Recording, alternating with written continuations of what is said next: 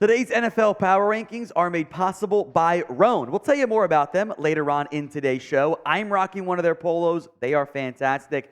Get 20% off over at roan.com/chatsports by using promo code chatsports. It is some NFL Power Rankings after the 2023 NFL trade deadline has come and gone. Not a blockbuster deadline, but there were some notable moves that we will factor in to today's AP poll style Chat Sports Power Rankings. With trade deadline over, it's also playoff time. If you want NFL playoff picture videos in the future, then type me in the comments section. Maybe we'll make that part of our Tuesday live show for you guys. If that's something you want, spam me in the comments section.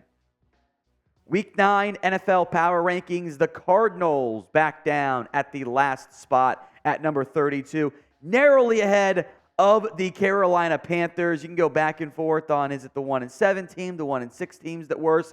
I think Carolina looks better with Thomas Brown calling the plays. Arizona might rise, though. Kyler Murray should be back soon. The Giants at number 30.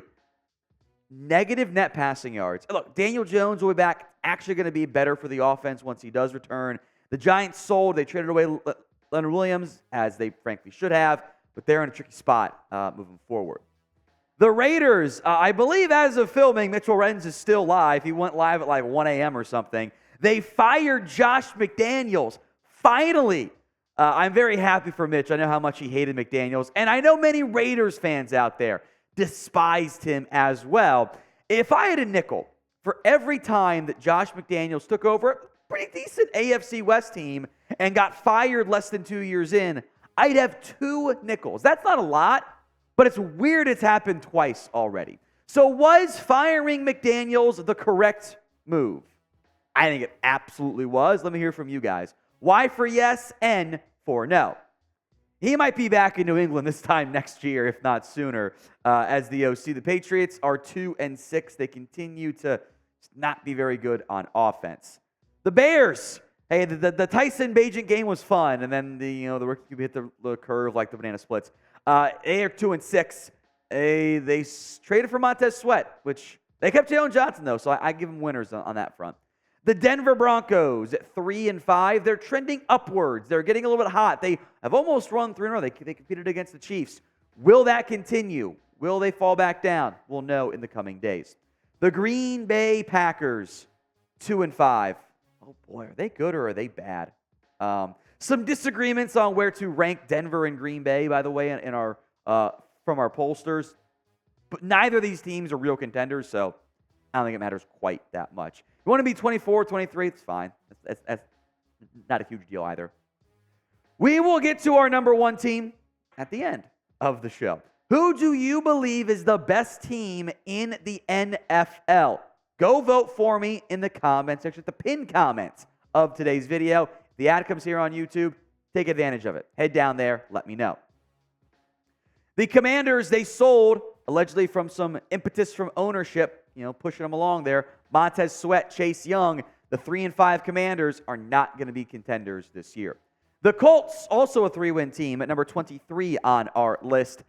I wish they had Anthony Richardson. I do think Shane Steichen's heading in the right direction, by the way, so it's going to be a rough year for Indy. It's not a fun year when your rookie quarterback's already out for the season, but they're trending a bit upwards relative to some recent history. Tennessee is 22. Are we buying the Will Levis hype train? We'll see. They're 3-4. I will make this point too. It would not be the first time a rookie quarterback played great in his first game and then regressed. Especially a Titans rookie quarterback in his first game. But I like the trend so far for Levis. I was impressed. There were some big-time plays there.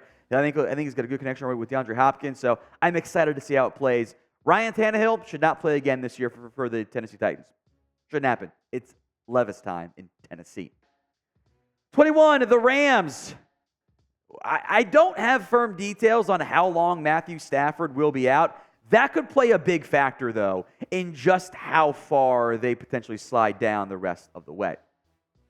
Now, today's show, as mentioned, made possible by Roan. Their commuter collection is the best. They've got polos, quarter zips, dress shirts, dress pants.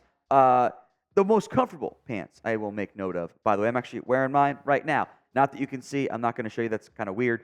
But they have a product for every occasion. You never have to worry about what to wear when you have the Roan Commuter Collection. 4-way stretch fabric provides breathability and flexibility. It leaves you free to enjoy whatever life ends up throwing your way. There's also Gold Fusion anti-odor technology, so you'll be smelling fresh and clean all day long. The Commuter Collection can get you straight through any workday and directly into whatever comes next, whether it's golf. I've got a wedding this Friday. I'll be busting out some of my Roan polo or Roan dress shirts for that because they're just the best out there. By the way, shout out to the guy for getting married on a Friday and not a college football Saturday. No fall weddings. The Commuter Collection gets you straight through any workday and right into whatever comes next. So head to roan.com/chatsports and use promo code ChatSports. Save 20% off your entire order. That's 20% off your entire order when you head to RHONE.com/chatsports and use code ChatSports. Number 20, the Vikings. 4-4 would normally get them much higher. If they were healthy, we could argue they should be a top half team. But they have lost Kirk Cousins for the year. So that injury is playing a factor, especially early on. They might continue to slide the wrong way. Houston, they peaked around the top half, and then they kind of fell back down with a bad loss to Carolina. Houston, they are better than what we thought they were going to be. They look kind of smarter for maybe keeping that. They're trading away their own first-round pick for Will Anderson/Stroud. It's a good young duo right there. The Saints are 4-4, and I have no idea what to make of them. We are very much in all these teams here are 500 or ish, and I have no idea if they're good or not. And that goes for the entire NFC South, by the way. Who's good between the Saints, Bucs, and Falcons? Is it any of them? I have no idea. The Jets at 17. They should have lost against the Giants. They should have lost to a team with negative net passing yards. I don't fully believe in them, but hey, winning those games matters in the playoff race. Tampa at number 16. I think they'll look better not playing against the Bills and Josh Allen this week. They got to get Rachaad White going a little bit more. You got to keep Baker healthy. He's got a bit banged up right now. Tampa's got a good defense. I think in the end it's Saints, Bucs, or Falcons, and I have no idea which one wins the division. And the right to probably get bounced and go home quickly in the first round of the playoffs. The Falcons are at 15. They're 4-4. They have the better record over Tampa. They also head-to-head. Is it Desmond Ridder? Or is it going to be Taylor Heineke? Because some weird stuff going on in Atlanta with Arthur Smith. It was cleared to return, but they didn't want to risk him. He wasn't playing well. I don't know. Maybe they just wanted to stabilize Ridder. We'll see. The mistakes are killers in Atlanta. If you guys love daily NFL coverage, you've come to the correct spot. Hit that sub button right now. YouTube.com/ChatSportsTV.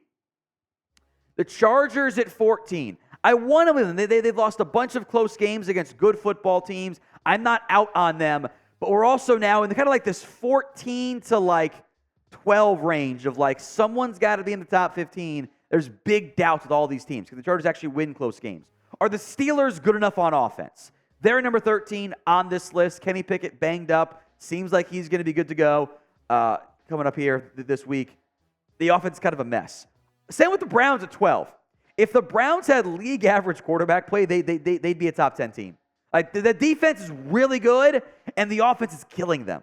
A lot of mistakes. And it makes the defense look bad, too, because there's so much pressure on them. So the Browns there at number 12. Top 10 about to arrive. And I think these top 11 teams are pretty clearly your top 11 teams. Order up for debate here.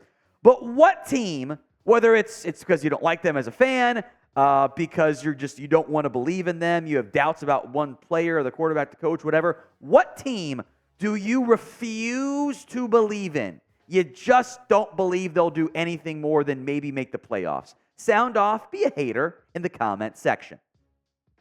Number 11, the Seattle Seahawks. They snuck by the Browns. That was a big win for them. They are actually, by the way, this is why playoff picture stuff will matter later on, they're actually in first place in the NFC West. I don't know if that stays the case, though. The Bengals, I believe, are back. They've done it again. Terrible start to the year. Burrow's hurt. He doesn't look very good. They stabilized themselves, reset, shocked the 49ers, who we'll get to here in a little bit. The Bengals are back, and they are going to be dangerous in a very tough AFC North. Again, all 4 AFC North teams are in the top 13. Or in the top 14. No, that's right, top 13. That's a tough division. The Bills at number 9. These 2 teams will play each other, by the way. That's going to be a fantastic football game. Bengals-Bills in prime time. The Cowboys at number 8, and they're 5-2, and they've played one normal game all year. It was against the Chargers. Everything else has been a blowout or a bunch of injuries. It's been very unusual there. They have a massive test for the Eagles. Against the Eagles, also a massive test for them. We'll get to here in a little bit.